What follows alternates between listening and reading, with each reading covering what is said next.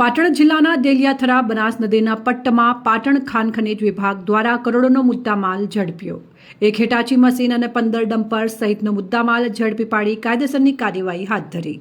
મળતી માહિતી મુજબ કાંકરેજ તાલુકા બનાસ નદીને અડીને આવેલા પાટણ જિલ્લાના દેલિયાથરા ગામની સીમમાં બનાસ નદીમાં બિનઅધિકૃત રીતે રેતી ખનન થઈ રહ્યું હોવાની બાતમીના આધારે પાટણ જિલ્લા ખાણ ખનીજ વિભાગના અધિકારીઓએ દેલિયાથરા ગામની સીમમાં બનાસ નદીમાં ઓચિંતી તપાસ હાથ ધરતા પાટણ જિલ્લાના દેલિયાથરાની બનાસ નદીમાં એક હિટાચી મશીન અને 15 જેટલા ડમ્પરો પકડી પાડી કરોડોનો મુદ્દામાલ કબજે કરી આગળની કાર્યવાહી હાથ ધરી હતી।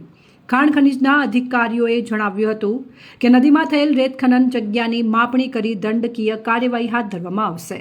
આમ આટલું મોટું બિનઅધિકૃત રીતે રેતી ખનન કરતા પકડાતા રેત ખનન કરતા તત્વોમાં ફફડાટ ફેલાયો હતો। પાટણ જિલ્લા મદદનીશ ભૂસ્તર શાસ્ત્રી મહર્ષિ વ્યાસને સૂચના મુજબ કામગીરી કરનાર રોયલ્ટી ઇન્સ્પેક્ટર સહિતનો સ્ટાફ હાજર રહેલ બનાસ નદીમાં આ વખતે મેળા જેવો માહોલ જોવા મળ્યો હતો।